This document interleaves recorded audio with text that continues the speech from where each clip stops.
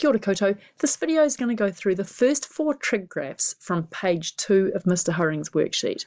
And this is a request from a few people in class who finished the trig graphs on page 1 and had carefully worked through the first video on them, but wanted to make sure they were on the right track here. Now, I'm only going to do the first 4 because I'm going to run out of time. But if you look at the last one on that worksheet, you'll see that there's a tan graph in there. So I might save that for later on in the weekend. The first thing to think about whenever I do a trig graph is that I've got the choice. If I've got what we call a sinusoidal function like this, I can choose either a sine curve or a cosine curve to model it with. But often one will be easier than the other. And the form of the equation we're going to use will either be a sine b times x plus c plus d if it's a sine curve, or it will be a cosine or cos bx plus c plus d if it's a cosine curve. And the a, b, c, and d mean the same thing for each of those. So a tells us the amplitude. B relates to the frequency, which is linked to the period of the curve. In other words, how long is one cycle? C is the horizontal shift. And if we choose wisely, sometimes we won't have to have a horizontal shift because they are a pain to deal with sometimes. And D is the vertical shift. So the way that I attack these problems is that first I decide whether I want to use a sine or a cosine. Now sometimes there won't be an obvious one to pick, so then you just get on with it. But other times there will be a choice, right? So I'm going to go over what that choice is again. So let's just draw a really bad sine curve and a really bad cosine curve. We'll just put the y-axis in here. So suppose you've got those axes, and then if we've got a graph that starts here with the central point heading upwards like that, that means it's going to be easier to choose a sine curve to model. If instead we start at the top, we start at the maximum and we go like this, then it's going to be easier to choose a cosine curve. And if that's the case, we won't have to worry about the horizontal shift factor. So the way I do these is first I choose the sine or the cosine, and then I look for the vertical shift. So I do D next, quickly followed by A. So we can think about these together, and you'll see why in a second. I've already usually thought about my horizontal shift when I'm choosing whether to do a sine or a cosine, so I'll fix that up. And lastly, I look at B, which relates to the period of the graph. So the best way to do this is just to do one of them. So let's look at this first one here. So the first one that I'm going to model is the blue one. Looking at the blue one, you can see that here is my x equals 0 point, and you can see that I'm at the top of my wave curve, and so I'm going to choose a cosine curve. So that means that my equation here will be y equals a cos b times x plus c plus d. And I see that my curve goes from -4 here up to +4 here. So that means that the midline, the halfway point in here, is halfway between those two numbers. And in this case, it's really easy to see that that's 0. But in general, if you just take those two numbers and average them, that will give you D. So in this case, there is no vertical shift. But we can see it doesn't look like our very basic cosine curve. And the thing that's different about it, the first thing that's different is that the amplitude is not 1, it's 4. So we look at our midline. Where's my midline? Well, my midline is at y equals 0 because there's no vertical shift. So from the middle up to the top, I go 4 units. So that tells me that the amplitude is equal to 4. So I am ending up doing features of this graph after all. Okay, so the amplitude is 4.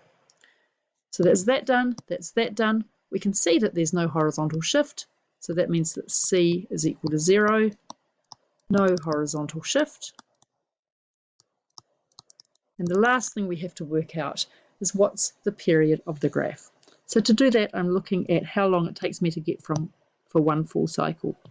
So that takes from here to here, 2 pi. So the period is equal to 2 pi, which is the normal period for a sine curve. So that means that b is just 1. We don't have to adjust that at all. Putting all of that together gives me the following equation. Y is equal to 4 cosine of x plus 0. So that's it. Okay, so that's the first one done. That's my blue curve. I should have done it with a blue pen. Never mind. Right, so I'm just going to quickly erase all of this. And I'd like you to pause the video and now try doing the red one on your own. We're going to use a cosine curve for this one as well, because we can see that it too has got its maximum point is here at x equals 0. So that's nice and easy. There'll be no horizontal shift if I pick a cosine curve. So we're going to have y equals a cos of b x plus c plus d. We know that we've got this thing here. We've got c equals 0, no horizontal shift. So the next thing to ask is, where's the midline here? Well, the top of the curve is at y equals -1, and the bottom is at y is equal to -3. So halfway between those two is -2. So -1, doing it the slow way, just in case you've got hard numbers, that works out to be -2. So that's my vertical shift. So the vertical shift is down 2 units. So we've got d is -2 and we've got c is 0. Right, what's next? Well, we look at the amplitude next. So from my halfway point, I'm going up to -1 here from my halfway point at -2. So the amplitude is 1 unit. Right, so just doing that really slowly again. If you need to, you can put your ruler in. You can rule a nice line here. Then what we're looking at, get rid of the ruler, we're saying how far is it from the middle up to the top? And it's 1 unit, right, from -2 up to -1, or we can go down to the bottom, and that's over here. So the amplitude is 1. So we've got A, we've got C, there's no horizontal shift, so that's done, and we've got D. The last thing we have to do is to look at the period of the graph. And this time you can see that the graph is more spread out than the blue one. So let's see if we can see one full cycle. Now, you can't quite see where the top of the next curve is. So let's look instead at the bottom of it. Here's the bottom of the cosine, the red curve here, and here's the next one. So that goes from -2 pi to 2 pi. The period of the curve is equal to 4 pi. That means we're going to have to do an adjustment. So the way to think about this is, what's the normal period of the cosine curve? And what's the period of this graph? So the normal period of the cosine curve is 2 pi, and here we've got 4 pi. So that gives me b as a half. So we're ready to write the equation. Y is equal to a is 1, so y is equal to cosine of half x minus 2. Okay, so that's what we've got there. Right, that's that one done. Next two will be slightly faster. Here they are. So which one should we do first? Right, I'm going to do the red curve first, because again, it hasn't got a horizontal shift. So if we look at it, we see here we are at 0, and we're at the top of the curve, so we can use a cosine curve to model it. Y is equal to a cos of b x plus c plus d. No horizontal shift, so c is equal to 0. Right, what are my values? Well, I've got 2 here, and I've got -4 down here. So the midline is going to be, that gap there is 6. Okay, that means half the gap is 3, so the midline will be at y equals -1. Mechanically, what we're doing is we're saying 2 plus -4 divided by 2. We're finding the average of those two numbers, and that gives us -1.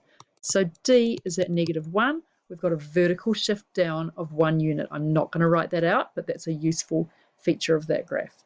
So we've got C is 0, D is 1. What's my amplitude?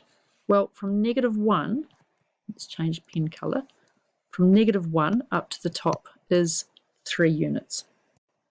So my amplitude is going to be 3.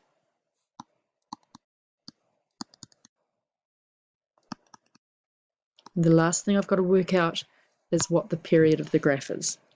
So here we are, we've got the top of the graph here and the top of the graph here. So 1 full cycle there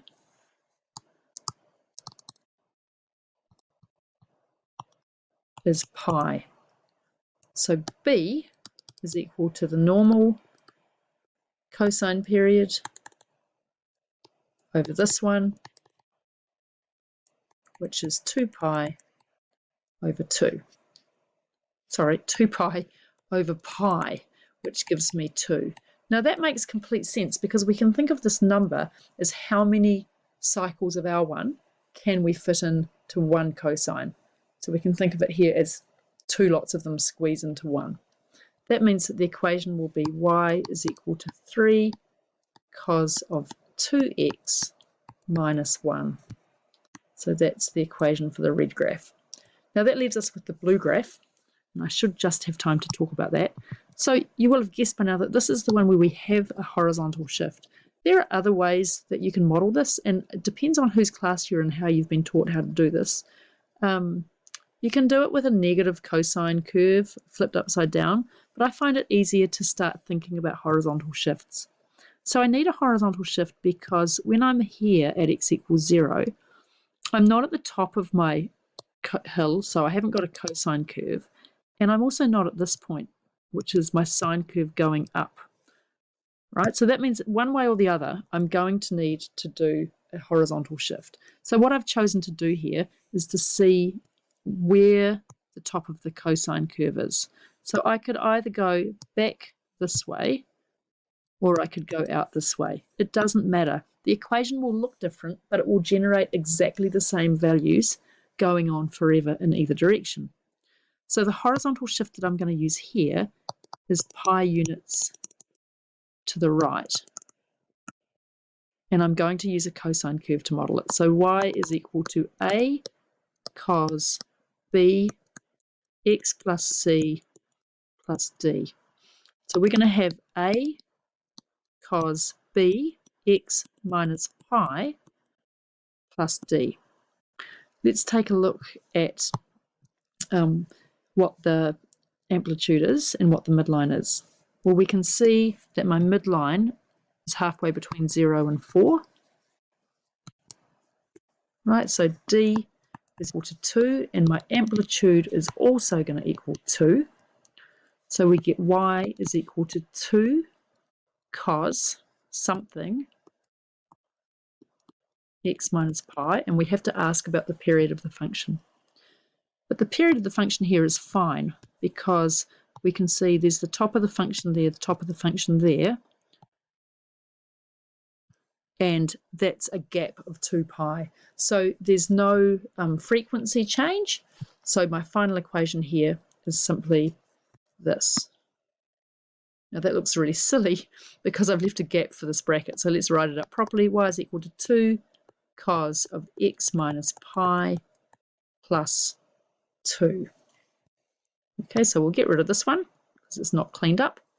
And we'll put a nice rectangular box around that one. Okay, that's definitely the hardest of the ones we've seen because so far it's the only one we've got with a horizontal shift. But they work just like horizontal shifts do in all of the other function families that we've seen. Now the next one I'm going to do is probably the cubics because I've had a few questions about those. And after that I'll do maybe the hyperbola and the exponentials. If you've got any special requests, just send me an email.